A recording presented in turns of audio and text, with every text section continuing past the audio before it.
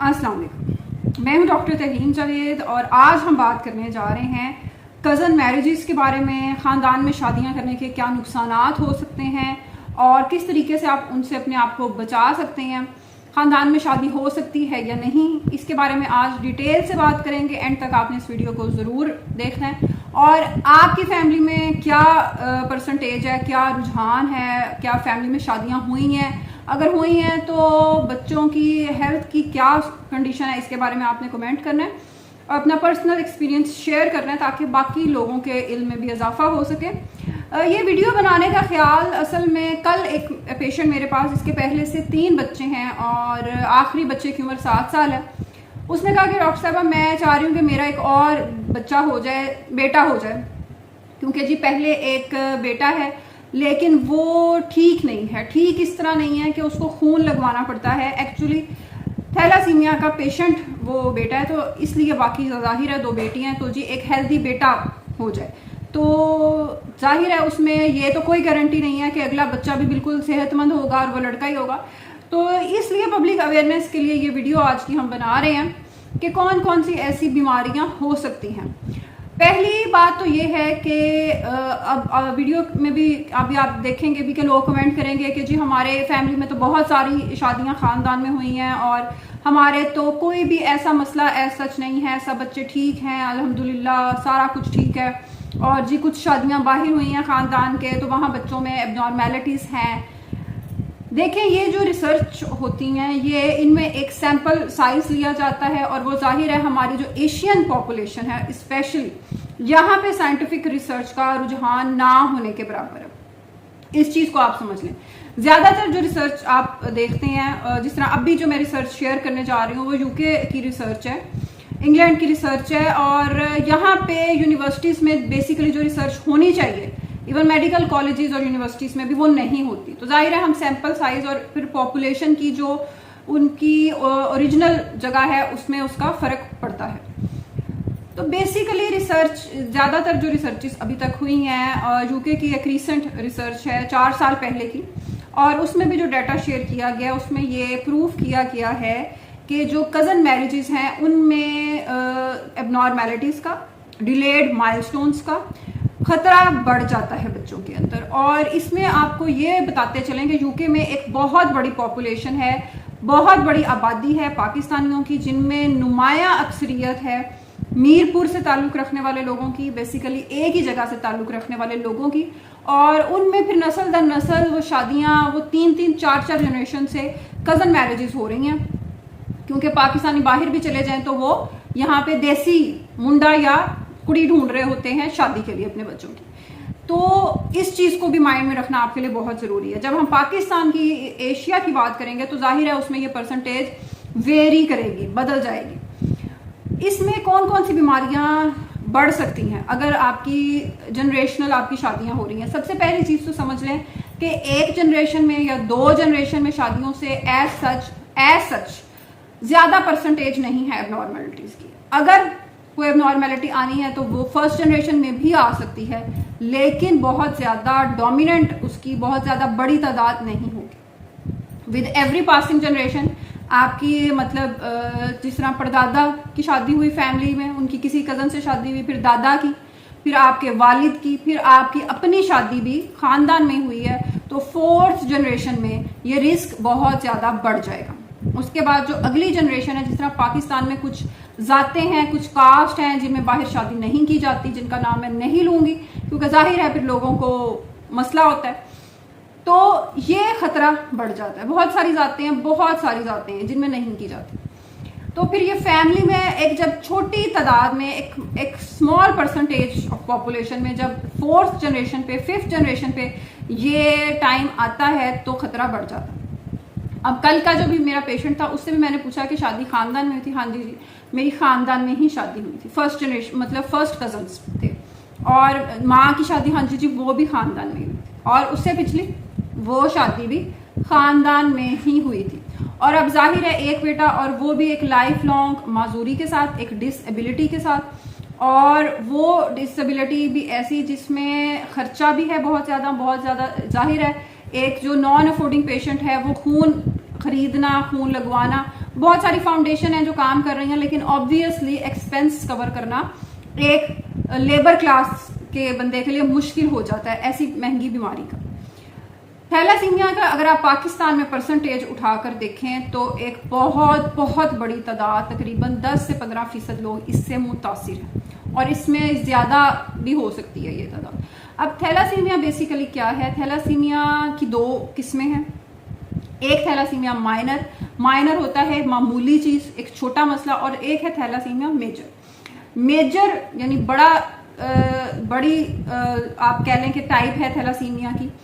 उसमें जिंदगी ख़त्म भी हो सकती है, उसमें आपको फ्रीक्वेंट ब्लड ट्रांसफ्यूजन्स की, बार बार खून लगवाने की, आयरन की ड्रिप्स लगवाने की ज़रूरत पड़ती है, और फिर बार बार जो आयरन की ड्रिप्स लगवाने की ज़रूरत पड़ रही होती है उसकी वजह से पफीनेस फेस पे, मुंह की शक्ल, हड्डियों की बनावट, बहुत सारी मज़ीद कॉम्प्लिकेशंस आती हैं। जो थैलासीमिया अगर माइनर बच्चे के अंदर है तो उसमें एक तो खून की इतनी ज़्यादा हर मरीज़ को ज़रूरत नहीं होती। बाज़ औक़ात अगर खून की कमी मुसलसल रह रही है, अनीमिया है, जिस तरह कुछ प्रेग्नेंट ख़वातीन में जी हमारा खून हर बार क्यों हमल में कम हो जाता है, बाज़ औक़ात डॉक्टर्स, क्योंकि ज़ाहिर है ये एक एक्सपेंसिव टेस्ट है, HB इलेक्ट्रोफोरेसिस की तरफ जाते हैं तो उसमें पता चलता है कि जी ये तो थैलासीमिया माइनर ट्रेट इनके अंदर मौजूद है। अब होगा क्या कि अगर तो कुछ कज़न्स ऐसे हैं, अब हर बच्चे में ये माजूरी नहीं आएगी। अगर आपके फ़र्ज़ किया 4 बच्चे हैं तो 25% चांस, यानी चौथे बच्चे में से एक के अंदर चांस हो सकता है। लेकिन ऐसे भी पेशेंट्स, हम ऐसे भी कपल्स देखते हैं जिनके 3 बच्चे थैलासीमिया के साथ ही हैं, फैमिली में शादी, और माँ बाप में दोनों को मेजर मसला नहीं था, थैलासीमिया मेजर का इशू नहीं था, लेकिन चूंकि दोनों थैलासीमिया माइनर के कैरियर थे, उनके अंदर जीन्स में ये चीज़ छोटी तादाद में मौजूद थी, तो जब बच्चे पैदा हुए तो वो दोनों तरफ से जीन्स जो डिफेक्टिव थे, ख़राब थे, वो मिलकर थैलासीमिया मेजर की तरफ चले गए। तो ये चीज़ हो सकती है। शादी से पहले क्या इस चीज़ का पता चलाया जा सकता है? नॉट 100%। कोई ऐसा दुनिया में टेस्ट नहीं है जिसमें 100% आप जान सकें। प्री जेनेटिक टेस्टिंग हो सकती है, आप कुछ चीज़ों का पता चला सकते हैं। थैलासीमिया के ट्रेट्स का स्पेशली ज़रूर टेस्ट करवाएं, HB इलेक्ट्रोफोरेसिस करवाएं, उससे आपको थोड़ा सा आइडिया हो सकता है। लेकिन दुनिया में कोई भी ऐसी चीज़ नहीं है जिससे आपको 100% गारंटी हो कि बच्चे माजूर पैदा होंगे या माजूर पैदा नहीं होंगे।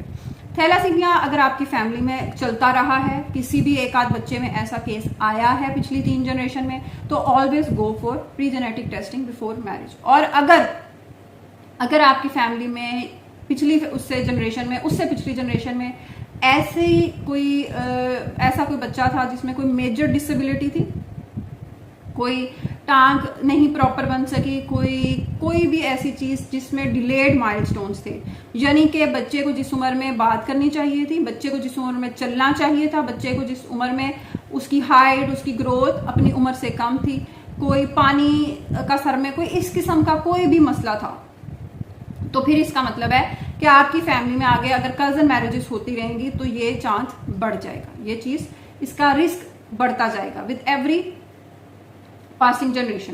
तो ये चीज़ एक और बड़ी कॉमन जो मैं देखती हूँ, एपिलेप्सी, मिर्गी, ये भी फैमिलीज में समटाइम्स रन करती है। और कुछ दिनों पहले एक छोटा बच्चा मेरे पास आया, और ये चीज़ें देखकर बहुत अफसोस होता है कि अवेयरनेस की कमी से क्या क्या मसले होते हैं। अब एपिलेप्टिक वो बच्चा था, 3 बहनों के बाद वो बच्चा पैदा हुआ, चौथे मेजर सिजेरियन ऑपरेशन से, जिसमें उसकी माँ की ज़िंदगी भी बहुत ज़्यादा मुश्किल से बचाई गई। और अब वो बच्चा जो है वो शुरू से ही, अब वो बच्चा तकरीबन 1.5-2 साल का है, शुरू से वो एपिलेप्सी की मेडिसिन पे, मिर्गी जो दौरे पड़ जाते हैं उसकी वो दवाइयाँ बच्चा खा रहा है। और उसकी जो दादी हैं उन्होंने बताया कि इसके बाप को भी यही मसला हुआ था, लेकिन इसके बाप को ये मसला बड़े होकर 24-25 साल की उम्र में हुआ था, शादी से पहले। लेकिन माशाल्लाह उन्होंने सोचा कि नहीं, हमने फिर भी शादी ख़ानदान में ही करनी है, और खाला की बेटी से शादी हुई, और आगे वो बच्चे में वो मसला वक्त से पहले ही जो बाप में जाकर उम्र के एक हिस्से के बाद सामने आया, बच्चे में वो पैदाइशी मसला आ गया। और जाहिर है फिर अब चौथे ऑपरेशन के बाद मज़ीद आप बच्चे करने का मशवरा भी नहीं दे सकते, क्योंकि पेशेंट की ऐसी कंडीशन ही नहीं है। तो ये चीजें आपने अपने माइंड में जरूर रखनी है। अगर आपकी फैमिली में पीछे नस्ल दर नस्ल कोई ऐसी डिसेबिलिटी चलती आ रही है कि जी हमारे खानदान में तो जी ऐसे ही होता है, बच्चे देर से ही बोलते हैं, बच्चों को कोई दौरे शौरे पड़ जाते हैं, या बच्चे कोई भी ऐसी डिसेबिलिटी हो सकती है, या थैलासीमिया के बारे में तो मैंने बहुत मेरा ख्याल डिटेल से बात कर दी है, समझ आम शख्स को भी आ सकती है, तो फिर आपको कज़न मैरिज के बारे में सोचना चाहिए कि ये फैमिली में आगे इस रुझान की हौसला शिकनी की जाए। अगर ऐसी कोई चीज़ नहीं है तो फिर शादी हो सकती है। आप बहुत सारे जो दुनिया में और मज़ाहब हैं उनमें इसको डिस्करेज किया जाता है, जिस तरह अगर आप वेस्ट में, यूरोप में, जहाँ Christianity basically major dominant religion है, मज़हब है ज़्यादातर मुल्कों का, वहाँ इसको अच्छा नहीं समझा जाता, वहाँ इसको बहुत बुरा समझा जाता है, इसको ऐसे ही समझा जाता है कि आपने अपने किसी बहन या भाई से शादी की है। तो लेकिन इस्लाम में ऐसी कोई ममानत नहीं है एज सच। लेकिन इसमें फिर भी जब अगर आप कज़न मैरिज करना चाहते हैं, कर चुके हैं, तो इन चीज़ों को अपने माइंड में ज़रूर रखें और आगे अपने बच्चों को किसी बड़ी मजदूरी से बचाएं, क्योंकि कोई भी डिसेबिलिटी सिर्फ वो माली बोझ नहीं होती, वो माँ बाप के लिए एक जज्बाती और जहनी बोझ भी होती है। और हमारी स्टेट एज सच बहुत सारी डिसेबिलिटीज़ को रिकॉग्नाइज भी नहीं करती, और जो आम गरीब आदमी है वो अफोर्ड भी नहीं कर पाता। बहुत सारे जिस तरह सीलिक डिजीज़ है, बहुत सारी फूड एलर्जीज़ हैं, बहुत सारी ऐसी चीज़ें हैं जिनमें जो डाइट है जाहिर है वो स्टेट ने तो नहीं देनी, वो माँ बाप ने ही अफोर्ड करनी है।